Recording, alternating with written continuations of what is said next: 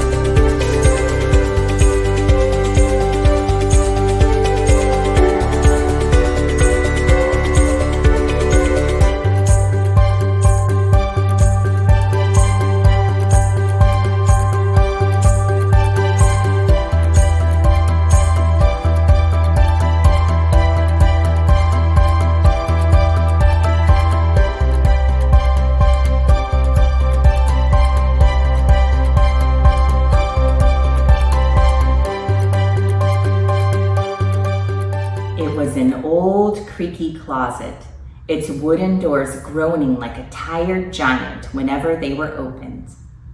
10-year-old Oliver avoided it like it was the monster's lair.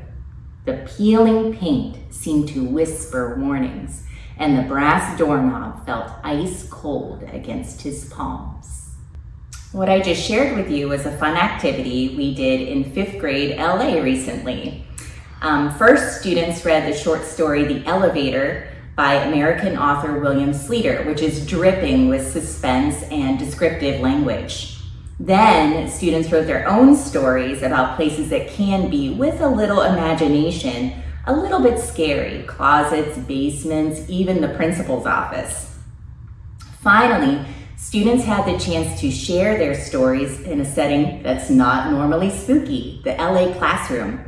We pulled down the shades, put on some twinkling tea lights, and read stories by flashlight, just like I did for you.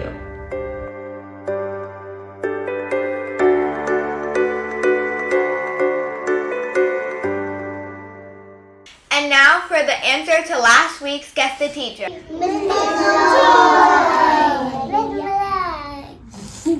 We had lots of winners this time. Mrs. Malloy's class really stood out as true detectives.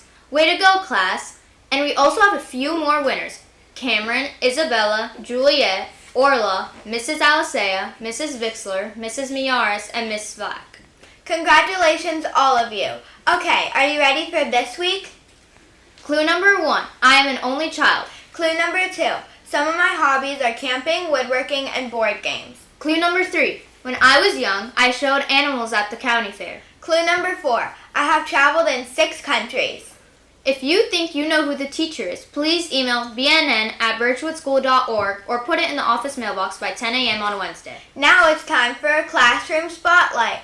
This week, we're heading over to our 7th grade social studies class.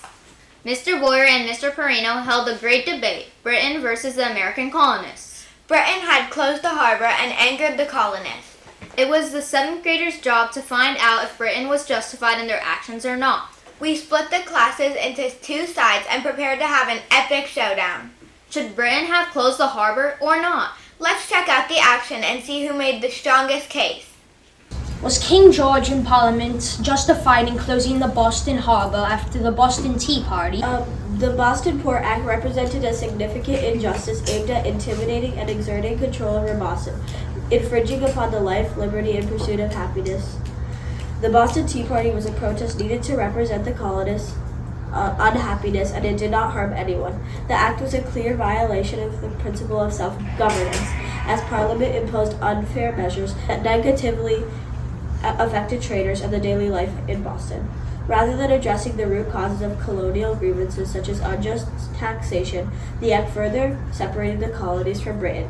Instead of fostering an understanding, Britain contributed to the outburst of the American Revolution. If the harbor shouldn't have been closed, where's the evidence?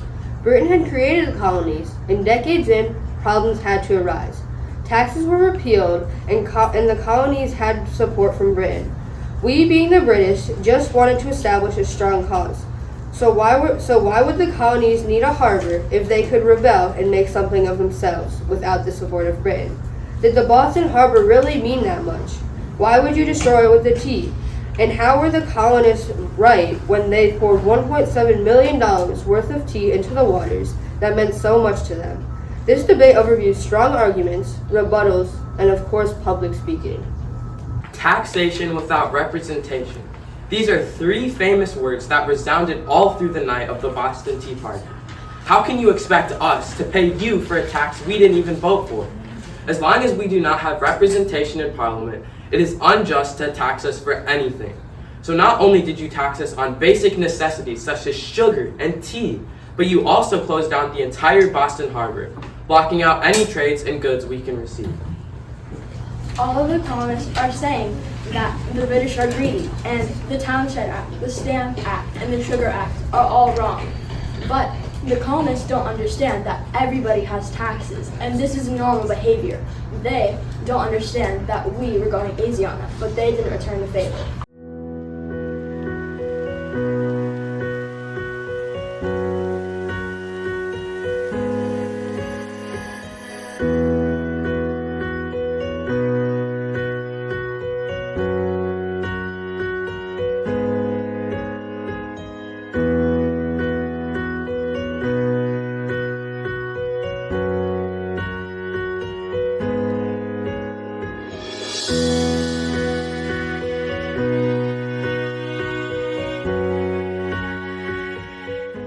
Now it's time for Birchwood Thrives. This week we hear from Surrey and Jane, class of 2024.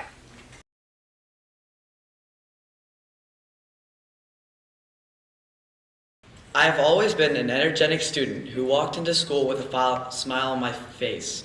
But when it came to writing, I hated it. It was so hard for me that when I was in first grade, I was briefly put in a class with writers with disabilities. Even though I moved on, my writing was still horrible.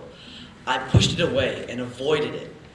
When I did write, it was illegible, and the spellings were all over the place, just like the ideas I had put on the paper. I didn't care to improve it, thinking I would just be bad at it for life. Then, in 7th grade, I moved to Birchwood. Immediately, it was clear that all of the teachers were attentive and cared for me to grow. Before I knew it, the teachers had assessed my lack in writing skill and brought it to the forefront, while still helping me improve in all other areas in life. They gave me tips and fun things to write. They kindled a love in writing me and nurtured it till it turned into a bonfire. I learned how to use creative writing structures and improved my spelling. One of my best writing pieces has even gotten first place in a writing contest.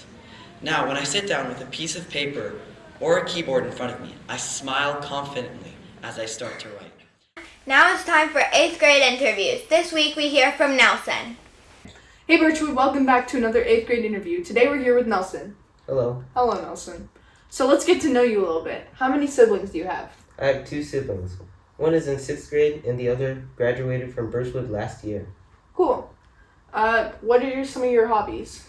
I like to play various sports at home, including basketball, ping pong, and soccer. I also like building with Legos and doing robotics. That's really cool. What signature programs do you like to participate in? I like to participate in Power of the Pen, Math Counts, and History Day. Those are all super fun. What accomplishments are you most proud of? I'm most proud of earning $50 for my project in History Day last year. That's really cool. Did you have to make any sacrifices to achieve this? Instead of playing games like I would have wanted to, I worked on my website and made it better. Cool. What skills did you learn? I learned how to build a website and I learned to notate better. Did you work on a team? Yes, I had 2 partners. Okay. How do you push yourself to thrive even when things get tough? So, when it gets tough, I think about the end. I'll be so much happier if I push myself to thrive. All right. Now, the moment that I've been waiting for. The would you rather question. So, would you rather race Mr. D in solving a Rubik's Cube? Or would you rather race me? I would rather race you. Okay, it's on, buddy. Okay.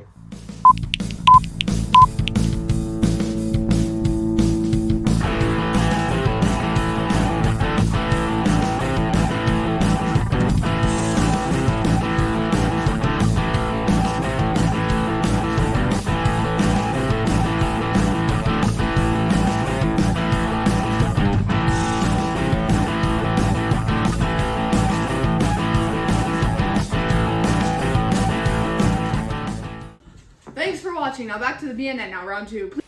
Now it's time for